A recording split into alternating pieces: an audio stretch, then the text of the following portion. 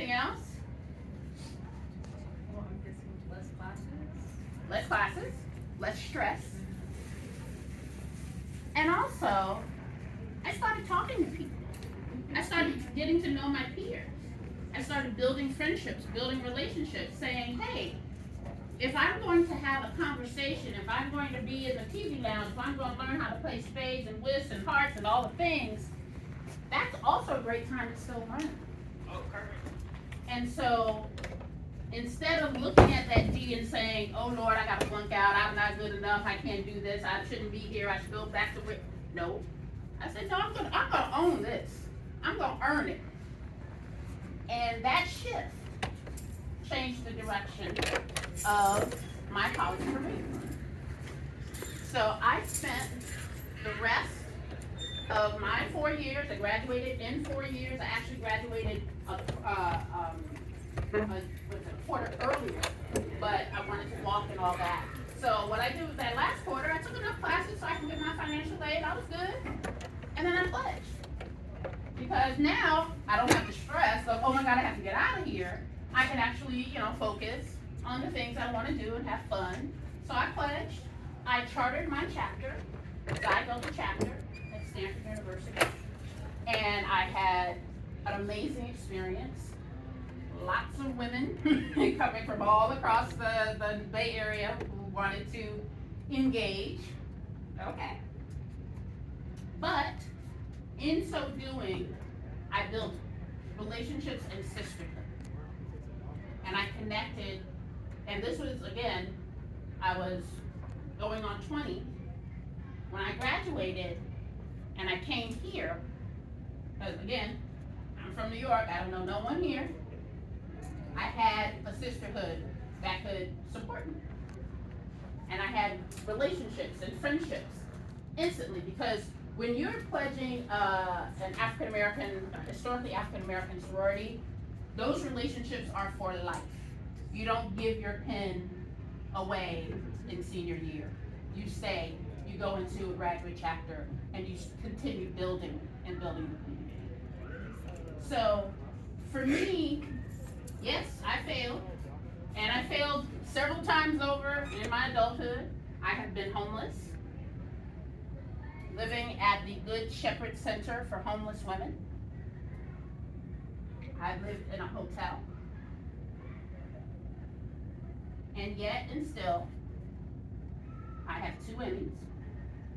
I started my companies, and I did not let that stop me. So all I can say, I don't know how much time I have left, but all I can say is never let any setback sit you down.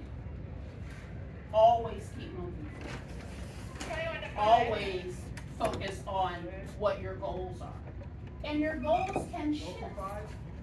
Your goals can change. When I entered into Stanford, I was a psychology major. I knew I was going to be a psychology, I was going to get my graduate degree in psychology, and I was going to be a clinical psychologist. I knew it. That was it. I had planned. I was like, yes, this is me. I'm going to be a doctor. You're going to call me Dr. Artist. I ain't no doctor. I'm not a doctor. I don't play one on TV. But I learned that I can use my degree in a whole host of situations. Whether it's with marketing, because I started at Paramount Pictures in marketing, and marketing is just understanding your audience. And now I use it as a TV producer. Again, understanding my audience. So I look at my future as goal, mission, impact. Because yes, I definitely want to be about, making my money. But beyond that, what impact am I having when I make that money? Whose lives am I touching when I make that? What am I doing? How am I hiring people? Am I extending opportunity to people? So I have to really, connect and understand what my purpose is as well. So I want to open it up for questions. see if you guys have any. I'm open. I will answer anything. If I can, I'll answer. I want to make one statement. Is there anybody here who wants to work in the entertainment industry? Raise your hand. Okay, this lady here won 2 Emmys. Does anybody not know what an Emmy Award is? You should tell. An Emmy Award. All right, so there's something called the Academy of Television Arts and Sciences. There's also something called the Academy of Motion Picture Arts and Sciences. And what those academies are a group of peers. So fellow producers, fellow actors, fellow directors, fellow writers, cinematographers, costumers, and they are voting on your project and the quality of your project. So when you submit your work, and actually my company submitted the work, a whole host of people, I think it's like 24,000 people vote to say that this is quality work. And so for my Emmys, mind you, I didn't have like the swag bag and the lights and the paparazzi because I won during COVID. So I won sitting on the edge of my bed, drinking a cup of peppermint tea. My mom's in the living room, and I'm watching on my little laptop, and I'm like, oh my God, I think I won an Emmy. And my mom comes in, she's like, for real? And then, you know, maybe 2-3 seconds later, oh my God, I won 2! In the same night. Let's give it up. Let's give it up because community gets a standing ovation she deserves. Wow. But what was so amazing about that is that it wasn't about all the swag and the pop and all that other stuff. It was about that 24,000 people said, oh my God, this is really, really great work. And that was amazing to me. I had no expectation of it, and when it happened again, I was sitting there drinking a cup of tea in my sweats.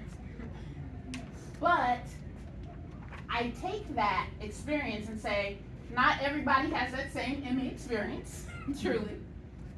But mine is special to me, and I have the big awards, they're in my cabinet. And it allows me now to reach out to people and to pitch my content with an expectation that they will at least look at it. They may not buy it, but they'll say, she's an Emmy Award winner, and let's see what she has to offer. So I do take that. So guys who raised your hands intentionally who want to be in the entertainment industry, please connect with her. I invited her here to become a potential mentor to you guys.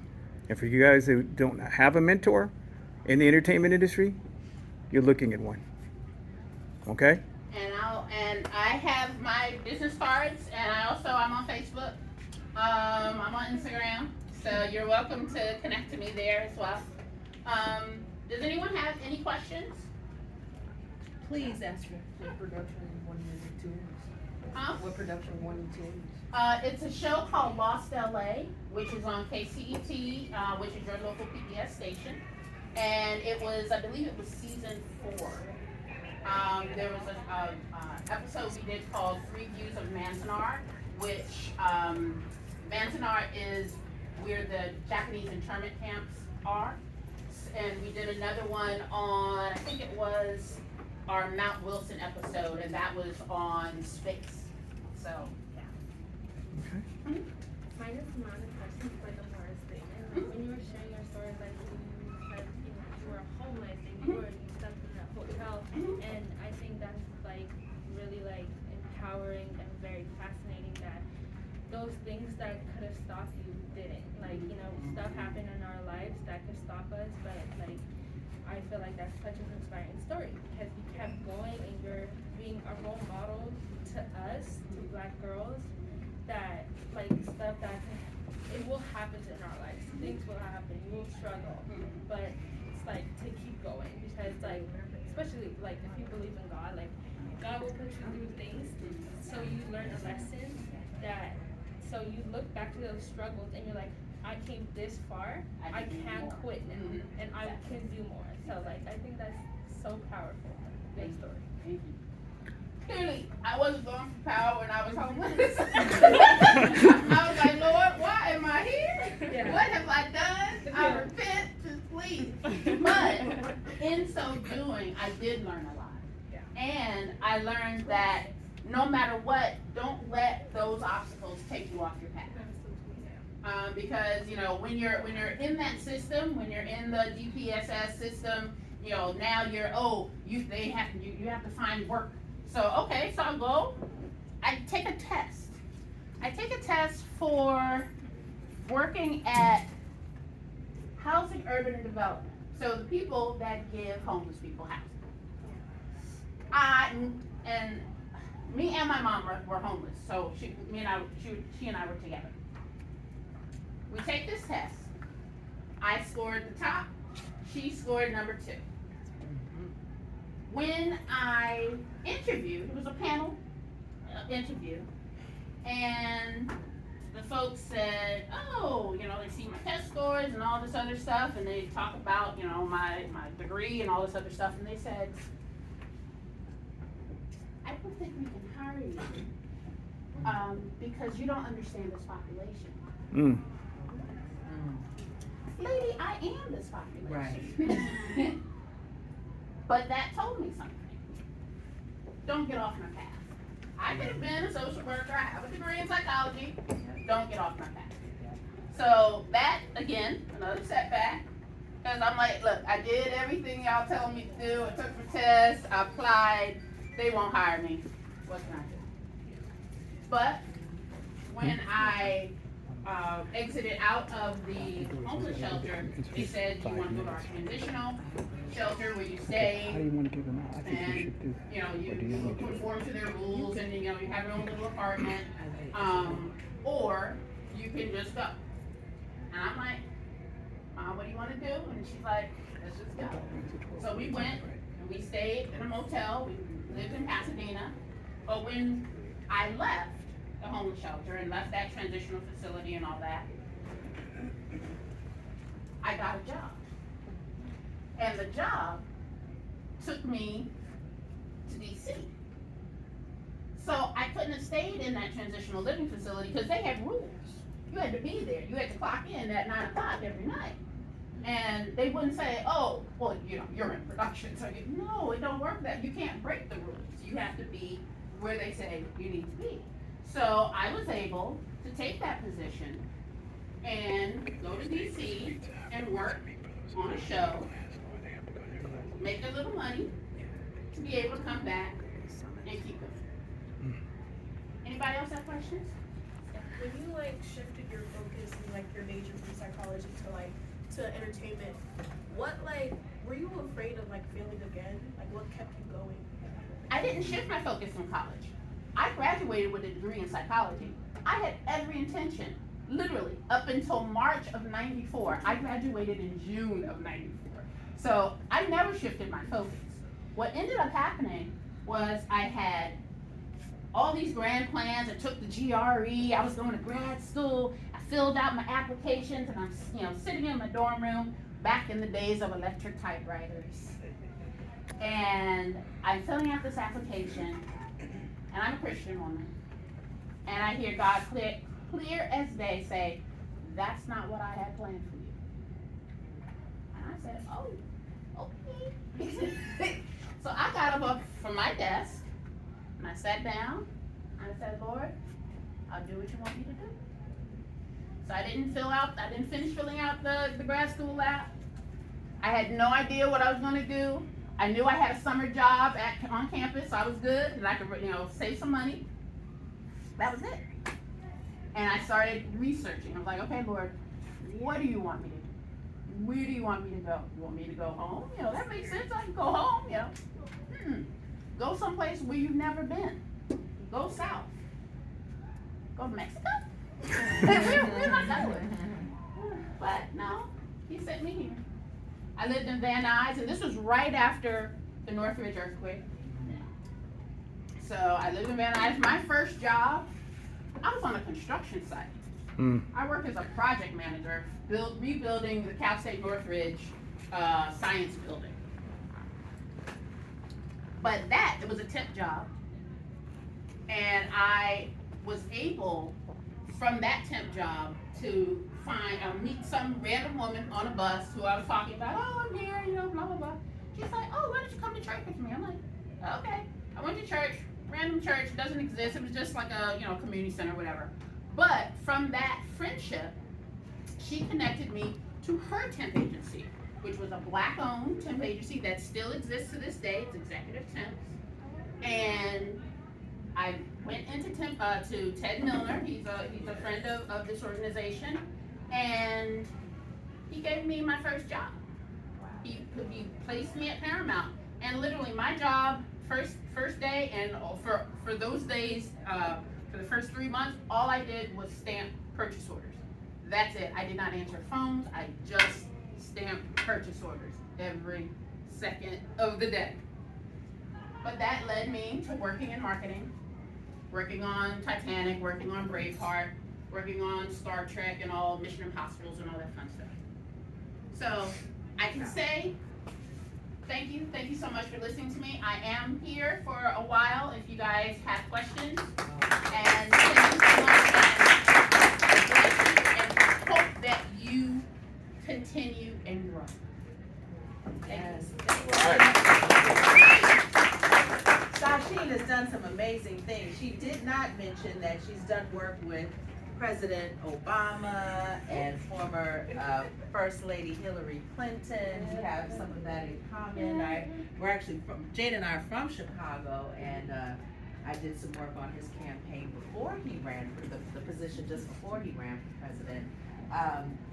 And now you make sure you look out for her new film that's coming out, Birthing Justice. It is the talk of the town, Black women all over LA. I literally was at an event last week, and it was like, you have got to see Birthing Justice, and it's about Black maternal health. So, as you may know, Black women are disproportionately affected and impacted by the circumstances surrounding us giving birth to our children.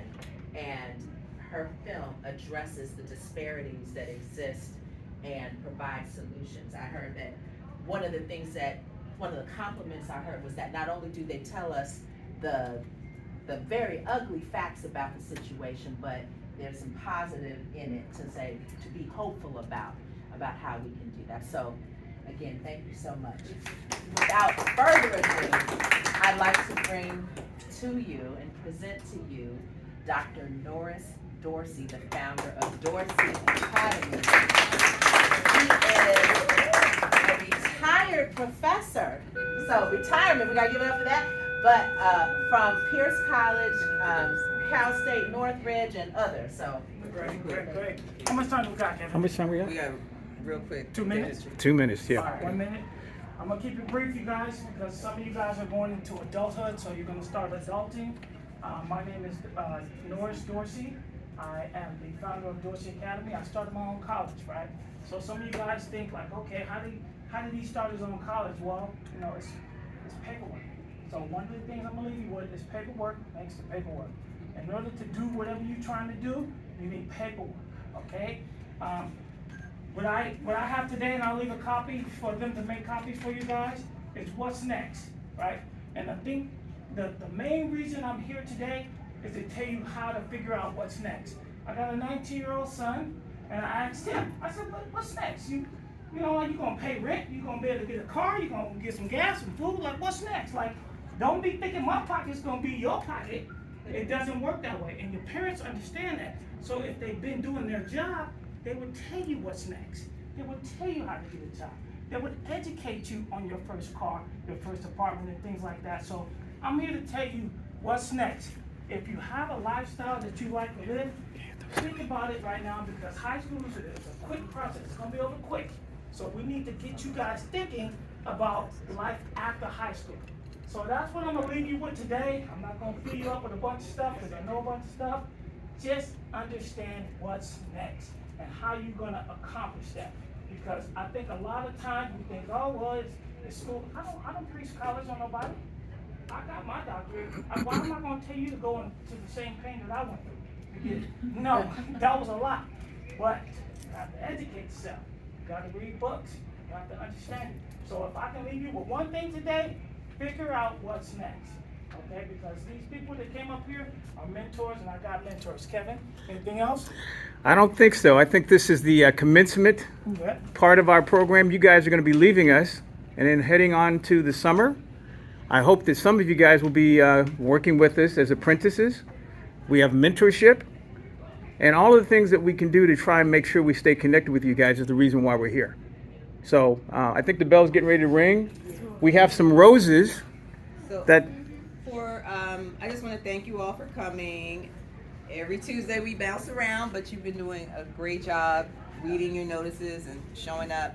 And we just wanted to thank you for being flexible. We're going to have another session starting up next school year. So I know some seniors are leaving us, but I'd like for the seniors to come up first to get their rose.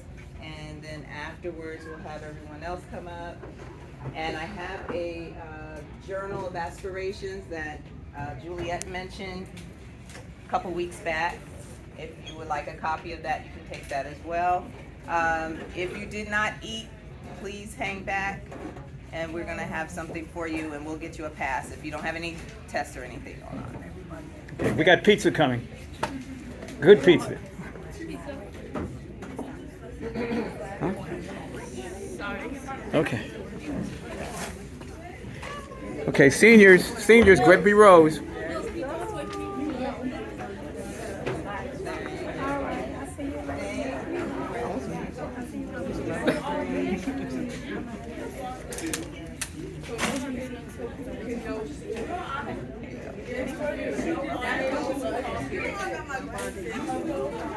Okay, now with the juniors. Juniors, come on up. Juniors, pay attention because we only have a little bit of time. Juniors, come up and get your roses.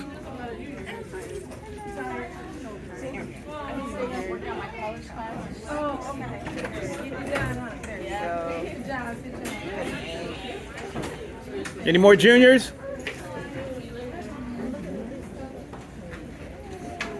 Thank you.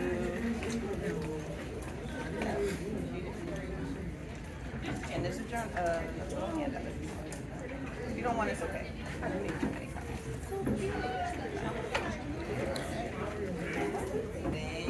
Thank you. Okay.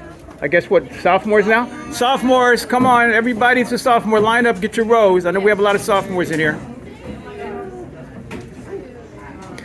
And again, if you guys can hang back, we'll have pizza, and I want to be able to have you guys talk to some of the mentors here.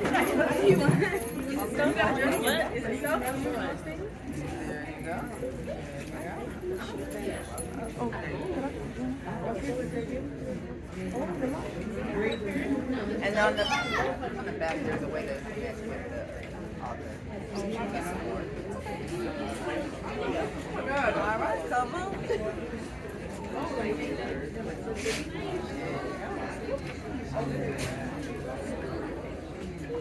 Not giving y'all no passes if you're missing a test.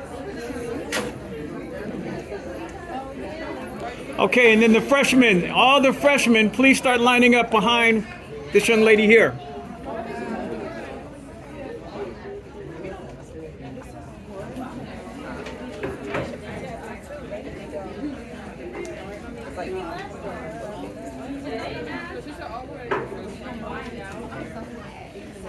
So Shane, can we set up 2 chairs? We're going to actually start doing our interviews with people here.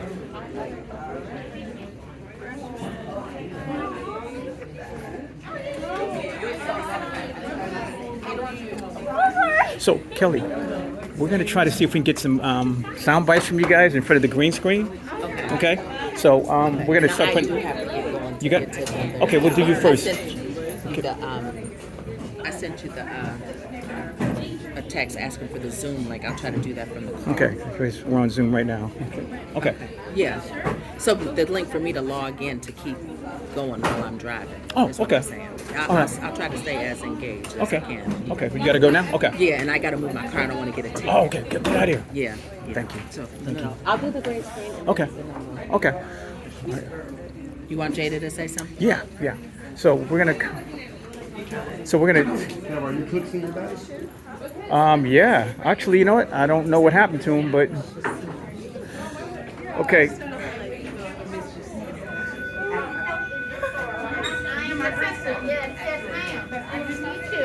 Yeah, you can stop it now. Actually, no, keep it rolling. Just keep it rolling. Point it towards the green screen.